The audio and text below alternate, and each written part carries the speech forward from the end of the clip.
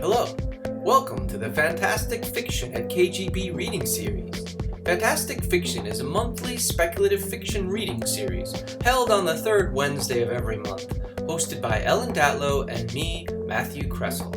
We spotlight well-known and up-and-coming science fiction, fantasy, and horror authors, and admission is always free. We publish a monthly podcast and video so people who can't attend the in-person event can still enjoy the readings. If you'd like to support the series, you can donate at kgbfantasticfiction.org/support. Anyway, on to the show.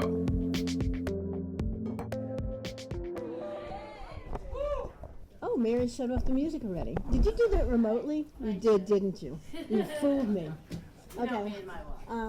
Anyway, I have been gone for a couple of months, and I'm glad to be back. Wait, a couple? 1 month. 1 month, all right. Sorry, it's welcome back applause. Thank you, I appreciate it. I've been traveling, and I swear I never want to travel again. But anyway, I will. Mary Robinette Cole, as probably many of you know, had to cancel because her flight was canceled and she couldn't rebook.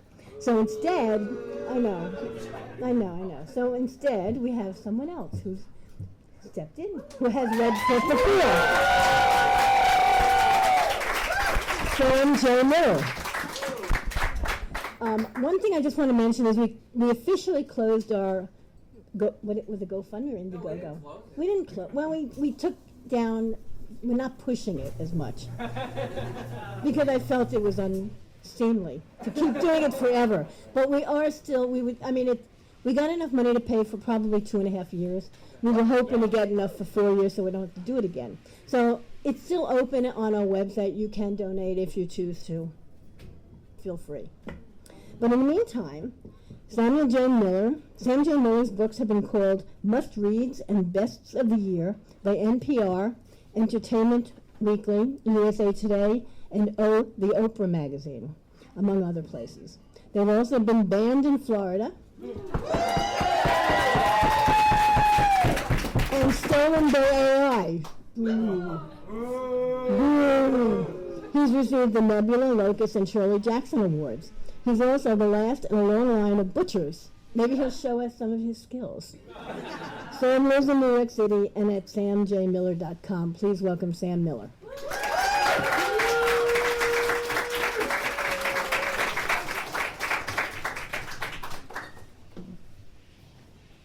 Hello, everyone. I am a poor substitute for Mary Robinette Cole, but thank you.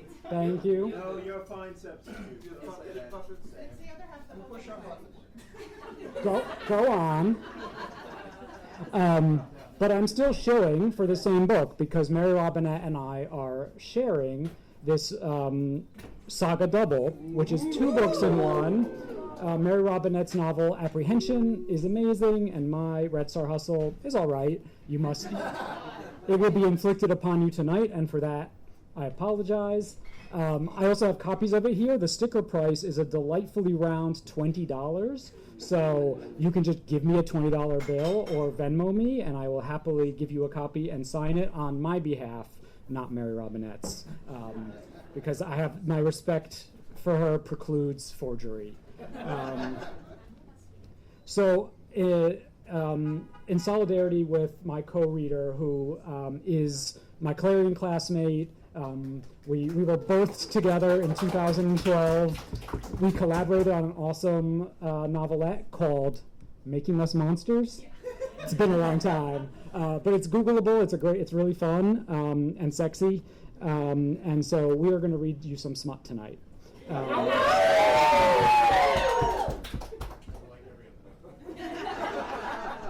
But it's like really fucked up smut, so sorry.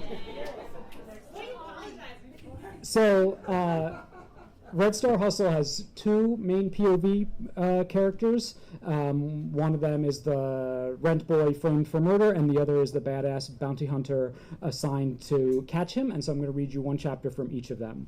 The first is from Aaron, the rent boy. This chapter is called An Evil, Tricky Motherfucker. Atheism is a point of pride among the spacebound. The systemist creed says it best. Belief in divine beings is a barbaric vestige of primitive Planet Zero thought, a manifestation of humanity's faith in its own supremacy and right to exploit, but projected outwards onto imaginary figures. And even though I aspire with my whole heart and mind and soul to be a systemist through and through, and I've spent years killing off every backward, planet-stuck part of myself I can put my hands on, I know there are some things about ourselves that simply can't be changed. And for me, one of those is believing in gods, or God, or the Supreme Self, or animist spirits pervading every piece of material reality, or something. To the core of my soul, I believe in that something, and I know with the same soul-deep certainty that this something is an evil, tricky motherfucker constantly trying to fuck me up. How else to explain me getting this glorious hunk back to his hab ship, his AI mate savvily having assessed the situation and took us 60 randomized hops to safety, and helping put said glorious hunk to bed, while Hunk keeps on grabbing me by the wrist and torso and trying to pull me down into his arms. Hearing him plead, "Come on, please," and his sheets were exquisitely soft, and his bed was as big as anything I'd ever been in, and I wanted him so bad, and there was no way I could let this happen. Also, he was insanely rich, if his ship was anything to judge by, and it usually is. "You've been drugged," I said for the 1,000th time, folding his grabby hands gently onto his chest. "You don't really want this." "You have no idea what I really want. Is this a self-esteem thing? Because I can tell by your voice that you're adorable, Aaron. And don't let this hot body fool you. It's barely even mine." "It's an I don't fuck dudes who've been drugged thing, Resh." He pouted, but relented enough for me to finally wiggle free and step out of his reach. Only then, briefly freed from the agonizing torture of resisting his desire, did I remember. Someone you care about was brutally murdered. You're wanted for the crime. You're a fugitive. You can never go home. You've lost everything again. Geez, Aaron, you're almost as bad with dick as you are with alcohol. Once it's on your brain, it blots out everything else.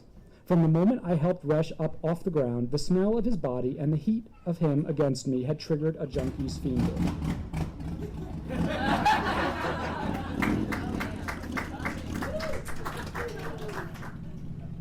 "Is this ship bricked?" I asked, trying to sound casual.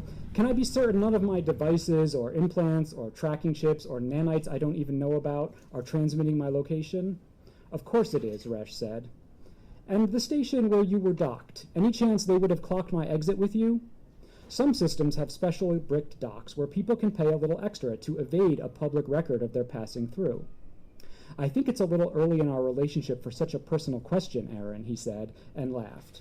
"But if you must know, I might or might not be engaged in extensive activities for which discretion and secrecy are essential, and I might or might not have extraordinarily powerful enemies. So yeah, I try to cover my tracks as much as possible. Now that we're practically engaged," and he reached out boldly for my crotch. "Stop that," I said, swatting at him. "Sorry." "You got any dopamine blockers in this insanely lavish hab?" I asked. "Purgatives, pathway clearers, black coffee, anything to sober you up?" "I don't like messing with that stuff," he said, and wow, that was a total addict red flag right there. "Is it okay if we just talk?" "Fine," I said, wishing I was strong enough to get up and go. He really was superhumanly hot, like statues you see in cinematics centuries ago. "Those two guys in the tavern," he said, "they were probably just working for my father." "Really? Your dad's trying to drug and kidnap and sexually traffic you?" "I don't think it's anything so tawdry. He's just trying to kill me is all." "Oh." "He's not really my father," Resh said. "He's my original." "You're a clone," I said, as non-judgmentally as possible. Because I'd met a lot of clones in my day, and many of them were super sensitive on the subject. "Zap," he said, pointing laser finger guns at me. "Pew pew." Then he laughed, an odd high sound. When I get drunk, I can make jokes about it. But he's a fucking monster, and he's hurt me more ways than I care to count. In fact, it's probably why I get so drunk. In the totally non-awkward silence that followed, I finally had a chance to check out the surroundings.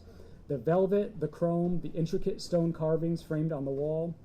I breathed deep, a lungful of air that smelled as rich and warm and sacred as the inside of the oldest stone church on my home planet. Pardon the invasive question, but what's your aromatic setup here? It smells incredible. I want to say the heart note is sandalwood, but it's so earthy. No setup. It's an actual ventilation shaft that routes through a wormhole connecting directly to the third house of the sanctum. What you're smelling is the actual inside of my people's holiest place. Resh, who the fuck are you? He laughed and shucked off his shirt, revealing a hairy, sturdy chest that made me want to weep. I am the genetically identical heir of the 24th Exalarch of Marzutra, hereditary autocephalous leader of the captivity since the conquest of Iskawi and our dispersion throughout the Terfesian Empire. But don't let the fancy facts fool you. I'm not special. Dad makes dozens of me.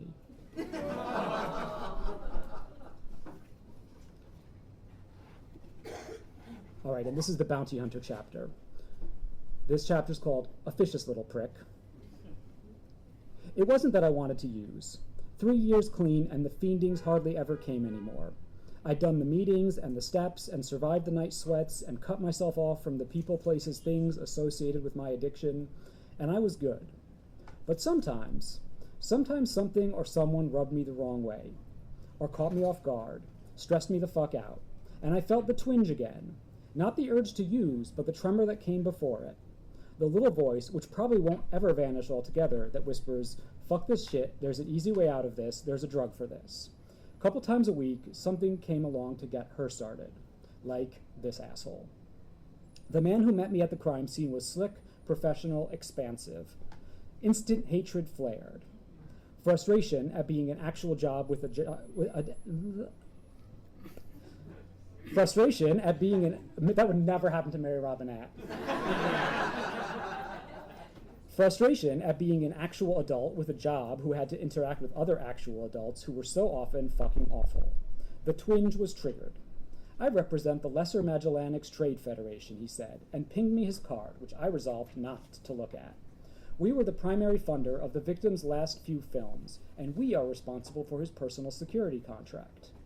Gar Appel, apparently a significant filmmaker of a school I'd never heard of, but that doesn't mean much. It's a big universe, and I had never been big on narrative entertainment modalities. Killed by a rough trade rent boy who was currently on the run, apparently. The body was gone. A musky animal smell still filled the air, beneath the reek of blood. Our bots estimate 88 minutes between intercourse and time of death. We'll want to run our own, I said. Of course. I uncapped the sleeve and let them out. They zipped busily through the air. Nanomiasma was thick in the station, as it always is in spaces for rich people.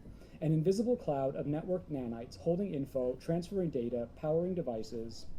Parameters populated the chart on my tab, next to the data the station bots had logged. Most of the values matched up. This was a luxury outpost, after all, which meant it would be on the front edge of tech.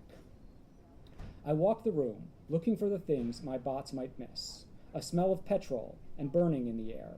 The victim's things had been shredded, stabbed, set on fire, strewn about. The random violence of a kid on a toxic trip. But not random. Not quite. Something crossed a threshold in my brain, set off the quietest of warning bells. What was he doing, do you think? I asked after the murder. A nod, a tell, a prepared sentence being presented as off the cuff. Kid was on drugs, went nuts, trashed the joint after he got finished stabbing the dude to death. Shine will do that. Kids cut it with spiderwebbing these days.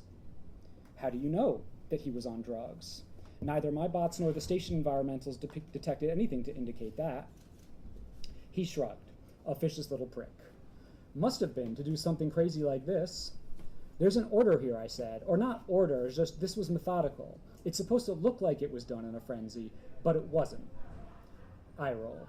I can't speak to the exact kind of crazy this kid was, but Appel liked to court danger. It's well documented. His sexual tastes ran to hoodlums and thugs and other violent young men, what I believe they call rough trade. This is, alas, not an uncommon result. As a matter of due diligence, we maintain scrupulous records on all the pleasure workers our most important functionaries patronize, of course. I've pinged your concern a copy of the file on the boy who did this, an Ukbari refugee named Aaron, drug addict, petty criminal. Several of our trade representatives frequented him. He should be relatively easy to track down. And then you can ask him about the methodical way he trashed this room after murdering his client. His patter was practiced, a magician's distraction. Look what I'm doing with this hand, not what I'm doing with the other. Lots of people didn't want this movie to be seen, I said. Stream Chatter says Opel received death threats. Why wasn't that in the dossier you provided to Blue Circumspect tomorrow? He smiled. I appreciate your thoroughness, I really do. We expect nothing less given your organization's reputation. It's why we contracted you and happily pay such high rates. But this was a crime of passion, not politics. How do you know? He shrugged, like none of it actually mattered in the least. The suit, expensive artificial shark skin, simmered. You're the expert, of course, he said obsequiously. I will send you a full dossier. I appreciate that. Walk with me, I said, not waiting for him to get over his annoyance at being bossed around. Starburst cracks in the smart walls, a dozen of them. These bullet holes were from an expensive weapon, hard to come by, not what drugged-out rent boys carry. Young punks love weapons. We don't know what he was packing. Not that, I assure you, and neither was the filmmaker. Perhaps. Here his tone edged back into imperious, remembering who was technically the hired help in this exchange. You'll contact me, won't you, if you have any further questions or when you have something to report? Thank you.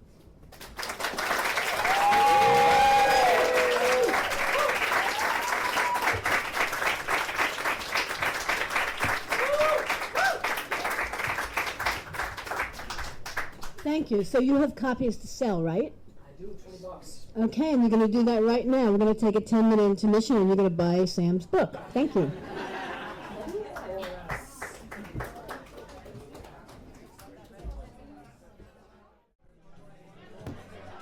All right. We're going to get started with part 2. How is everyone? So I usually do the first intro, now I'm doing the second, so my rhythms are messed up. You'll have to excuse me here. I'm Matt Kressel. I co-host a series with Ellen Datlow. This is the Fantastic Fiction at KGB. It is always free. There's never a cover charge. All we ask is that you buy a drink, hard or soft, and tip your bartender, Mary, who is working hard. Who is always working hard to keep you all hydrated. Thank you, Mary. Thank you all for coming. As Ellen mentioned, we have a GoFundMe. We took down the, oh, we're struggling, and now it's like, yes, please, if you can donate. So, thank you. No, seriously. We got, as Ellen said, we got enough for a couple more years, but every donation helps, and if you've already donated, thank you very much. The series, as some of you already know, has been going since the late 90s. Ellen's been doing it since the aughts. I've been doing it since 2012. It's been going a long time. We'd like to keep it going for even longer. So thank you all for supporting the series. And thank you to our readers as well. Because we've had a lot of great people read for us and a lot of great people going to read for us in the future. So next month, December 10th, we have Daniel Brown and Marty Cahill. Next year, 2026. Can you believe it's 26 already? January 14th, Rachel Harrison and Robert Attorney. February 11th, Michael Sisko and Timothy Chihuaga. March 11th, Clara Cooney, CSE Cooney, and Christina Ten.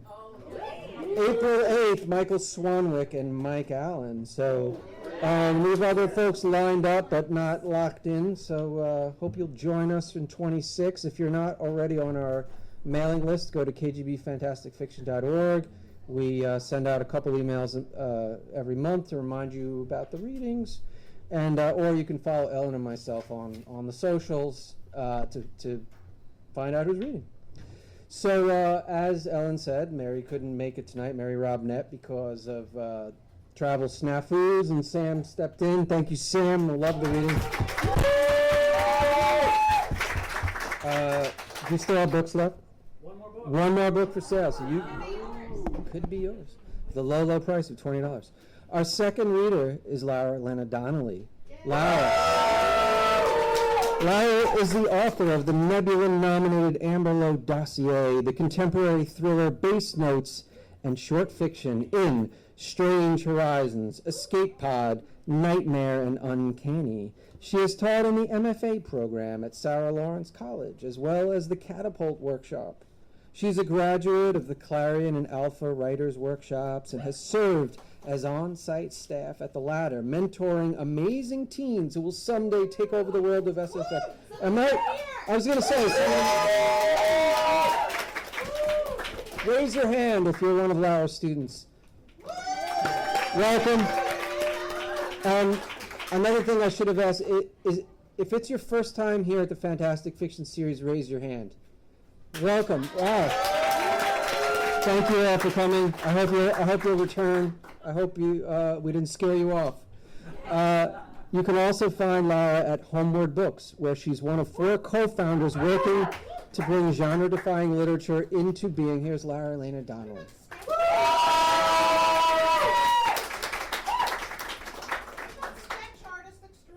Sketch artist extraordinaire also. Sam, I did a sketch of you while you were reading. Stop. I did. Hi, everyone. Oh, I was going to ask our amazing bartender, Mary, if I could have a glass of water, but she's not here anymore. Well, when she comes back. Hi, everyone. Oh, thank you. Where did that come from? That's my water. Oh, have you drunk out of it? A little bit, yeah. You can have it. I'll wait for a fresh one. I gotta go on a work trip on Friday, so I'm trying not to, share glasses with people, or please don't sneeze on me. Hi. So I also have books for sale. I'm gonna read 2 things, 2 short little spicy excerpts. The first one is from this novella, No Such Thing as Duty, which came out this spring from Neon Hemlock. Yeah, if you don't know Neon Hemlock, it's run by the wonderful Dave Ring. He is putting out fantastic stuff and was really helpful when I was co-founding my own small press, Homeward Books. I have cool postcards. If you'd like some, you can come and get them later. Our first book, The Witch of Prague, is coming out in March. It's by J.M. Sidorova. Available wherever fine books are sold. Our Kickstarter, which fully funded, is also still open for late pledges if you want to get a copy. Come talk to me. Say, I didn't drink from this, I just poured from it. Nah, it's all right. It's all right. I'm fine. Thank you, though. Anyway, come talk to me after this if you are interested in acquiring copies of our very cool book. But what I'm going to read from first is an excerpt from No Such Thing as Duty. So Sam mentioned that we had co-written a little story together that was very spicy and fun, called Making Us Monsters, set in World War I, which he did not mention. And I got really obsessed with the gays of World War I, I guess, because I wrote this novella, which is about canonical bisexual William Somerset Maugham, who you may know as the author of Cakes and Ale and of Human Bondage. Actually, in real life, a spy. Did a lot of spy work during World War I. I wrote a novella that takes place in a crazy alternate universe that definitely didn't happen. He was maybe going to go on a mission in Romania, but he was dying of tuberculosis, and so he decided not to go. But in real life, he hated his wife so much that I was like, I think that he actually would rather die in Romania of tuberculosis. And then I was like, what's in Romania? Vampires. Say that you are a thirsty bisexual in an unhappy relationship dying of a disease where you cough blood out of your mouth. A notoriously sexy disease where you cough blood out of your mouth. And you get sent to do some spy work in Romania. So I wrote a novella about it. And that's what I'm going to read from. I just can't imagine what you'd want with Walter. That's what Madame Popescu said, but William doesn't believe her. She seems like the kind of person with a very active imagination. Still, she sends a note to Rochu for him. He is a great man of letters, Monsieur Rochu. And soon they have set a date to meet. William wonders what Madame Popescu's letters said. He is not in the habit of false modesty, and can understand that anyone might want to meet W. Somerset Maugham, celebrated author and playwright. He is not quite sure how Madame Popescu might have framed his desire to meet with Walter Rochu, suspected smuggler. What had he told her? He was so tired by the end of the night he could hardly keep track of what he was saying. A miracle he could still string together a sentence. A miracle he left standing on his own feet. His stammer has always made socializing exhausting. His illness makes everything exhausting. Perhaps he said that he had heard a great deal about Monsieur Rochu from a friend. His family was quite established in the area, correct? That he would like to speak to him about how things have changed since the war began. Something like that. Did she believe it? She pretended to, at least, and now William is being ushered into the foyer of an impressive house on the outskirts of the city. A white stucco building with dozens of red-tiled roofs, somewhere between a monastery and a palace. It is early evening, already dark, and even in the marble splendor of the entryway, his breath makes mist in front of his face. The majordomo returns after a moment, takes his coat, leads him down a series of narrow passages with high ceilings lost to shadow until they reach a door shut against the chill. Firelight licks the parquet from underneath the door. Monsieur Maugham, says the majordomo, and bows him into the room. It is a library with a table set for two in front of the fireplace. One chair is empty. The other is filled with Walter Rochu. He is a tall man, well-formed, with thick, dark hair, a little long for London fashion. He wears a luxurious mustache and a neatly trimmed beard, civilized but unabashedly of the East. His lower lip is full and ripe under the facial hair. Over a sharp modern dinner jacket, he wears an open smoking jacket of thick brocade. Monsieur Maugham, he says, and does not rise or offer his hand to shake. Somehow the lapse does not feel rude, but right. William sweeps his tails out of the way to sit and finds himself looking up at a slight angle. He wonders if this is the difference in their heights, or if his chair is lower. Wow, that's never gotten a laugh before. Max told him that Walter was from an old family, boyars or noblemen or something. If Max had known, William would have remembered. But Max didn't want to know, not in the way that William's writer's brain craves details and specifics. It had been diplomat's homework for him, and he had other more important exams to sit just now. Boyars, he imagines, don't shake hands. Monsieur Rochu, he says, pronouncing it correctly. He had paid close attention to Madame Popescu's pronunciation, which differed significantly from Max's. Max had not made the effort, because he isn't really a diplomat, is he? He's a spy. But so is William, and he still went to the trouble. We can speak English, if you prefer, says Rochu, in that language. Thank you, says William, but I'm quite comfortable in French. As a child on the Champs-Élysées, he could speak it without a stammer. Then his mother died and his father, and he was sent to England, and his life and language changed so suddenly it seemed to take the words straight out of his mouth. Unfortunately, he's brought the bad habit from his second language back into his first. Russian, too, and German, I hear, says Rochu in the first language. He pours brandy for them both and finishes in the second. You must keep very busy. I'm an author, says William, wondering where Rochu learned about his multilingual fluency. I like words. Then, ruefully admitting his stammer, though sometimes they don't like me. Well, says Rochu, they must yearn to take their vengeance on such a merciless taskmaster. How many books and plays by now? 20 odd, I think. An impressive output for a man so young. William laughs, because they must be close to the same age, and that age is middling.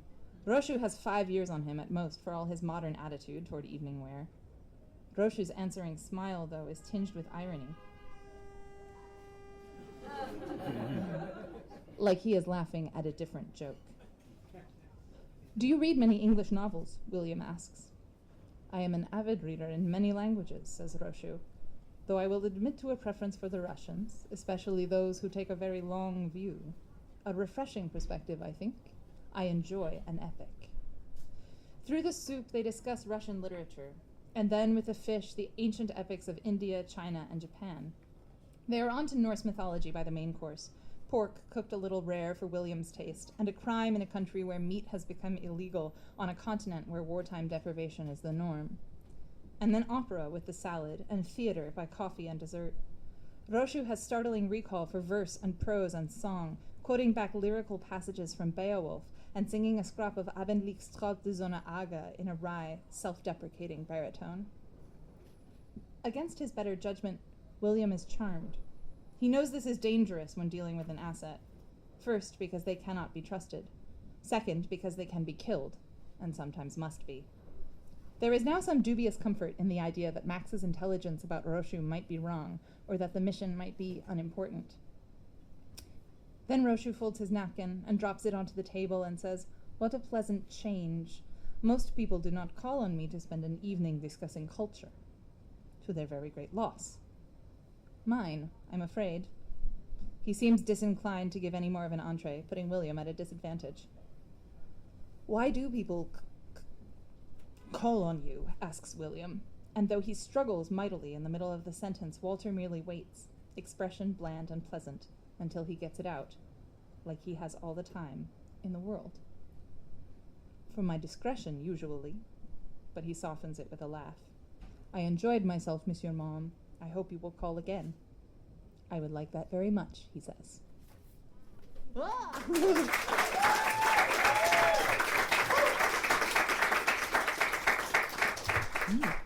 I have 4 copies of this if anyone would like to get your very own. I think it's $13.99 on the Neon Hemlock website. I'll take 13 because I don't have any pennies. I'll also take Venmo if you don't have cash on you. I already gave Wancy one. You can take. Your money's no good here, Sam J. Miller. All right, so I'm also going to read an excerpt from a short story that I have coming out in February on what I insist is still Tor.com, even though it has rebranded as Reactor. This is a market that I have been trying to crack for 18 years, guys. Yeah, but I've been trying to crack it with like artistically crafted pieces of like lyrical fiction that I've strived over and sweated over in blood and sweat and whatever, and haven't been able to do it. And then I wrote this in between sets at the gym. I have 2 minutes before I have to bench press again. I guess I'll write a couple sentences of wildly fucked up story. I cut all the parts that I really think need content warnings. There is a little bit of gore. There's some discussion of pregnancy. So gird yourselves. Thank you so much.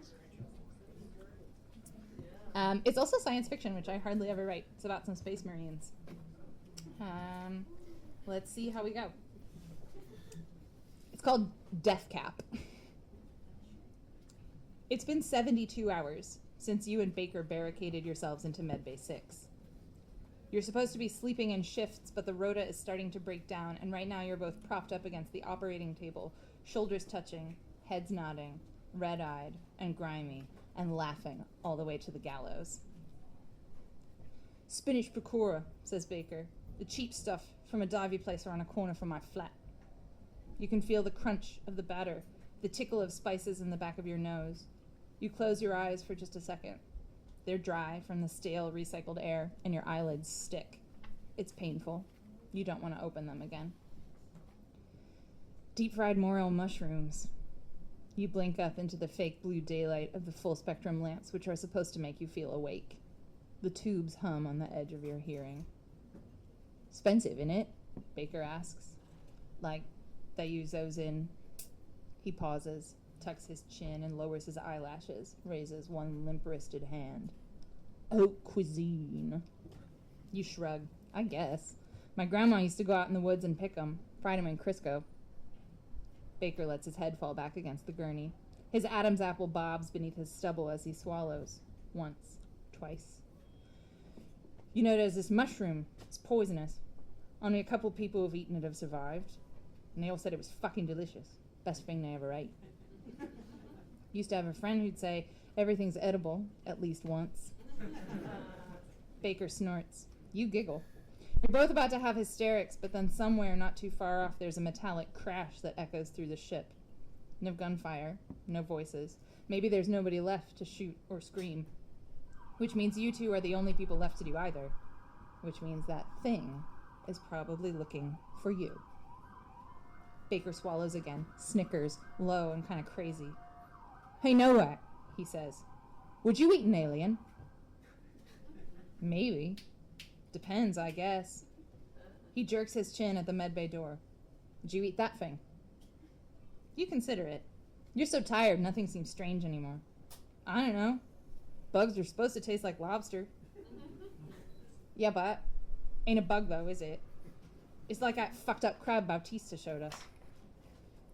Bautista said the thing was like this kind of parasite. Oh, there's parasites in this too.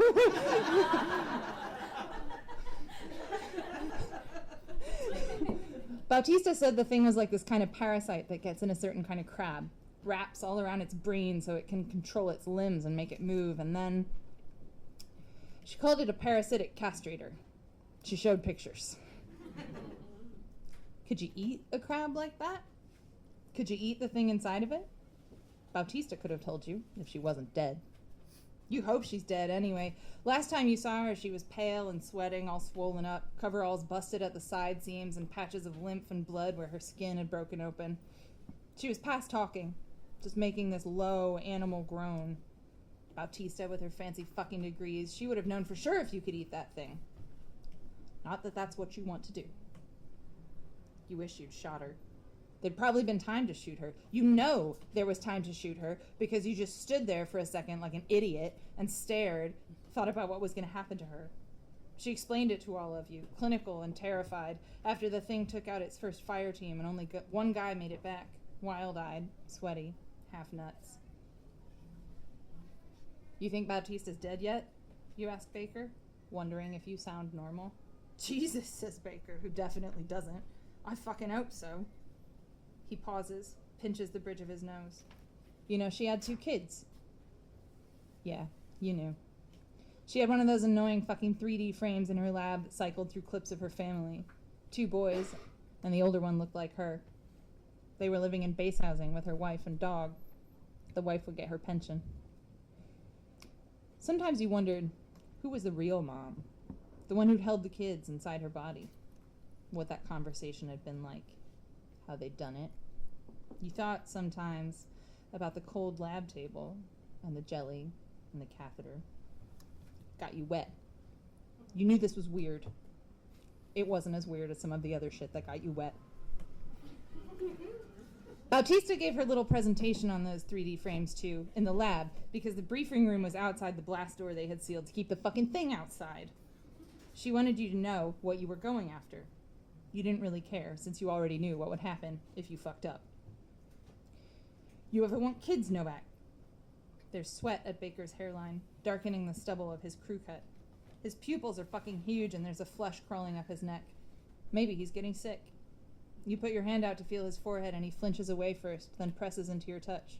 So maybe he's just horny. Fight, flight, freeze, or fuck. He's not bad looking. Had his nose broken one too many times, but it's not like you haven't. You like the way he talks, like the old movies you used to watch with your grandpa. Michael Caine, Ian Hendry, Ian McShane. Guys aren't the only ones who get battle boners. Nah, you say, because you don't know what else to tell him. You never did want kids, not really. But more than once you'd put your mouth to somebody's ear so hard your teeth mashed the ridges of the cartilage flat and you'd growled, "Put a baby in me, fuck."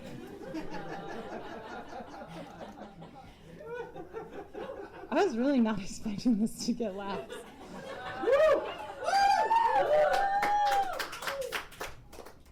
A couple of them thought you meant it.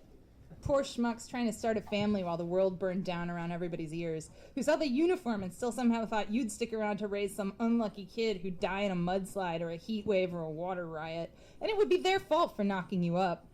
Your fault for asking for it, for not having the balls to tell anybody what you really wanted. It was never about kids. You realize you're staring at Baker's ear. The tip is flushed with red. A bead of sweat makes its crooked way across his temple. You reach out and swipe it from his skin. His breath hitches. You pull your hand away. I always... His voice is hoarse, creaky. He clears his throat and starts again. I always did. But... He sniffs, rubs the back of his forearm across his sweaty forehead. Never found a right person. In the silence, you both look, involuntary, at the medbay doors. It's quiet out there now, just the soft groan of the ship's hull, compromised by the attack. Is that thing waiting for you to make a run for it? How many more of them are out there now that you are the only 2 people left? You imagine dozens of them, hundreds, crouched outside the medbay doors between you and the evac shuttles. That would be worse than getting sucked into space when the ship goes, because then you might make it back home with a lot of new friends.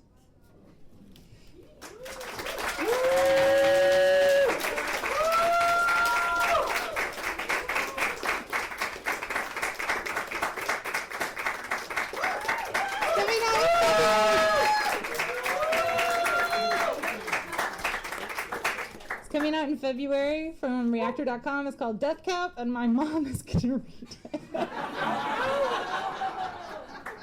Thank you, everybody. Thank you, everybody. And I got books to sell, and Sam has one more book to sell. Come see us up front.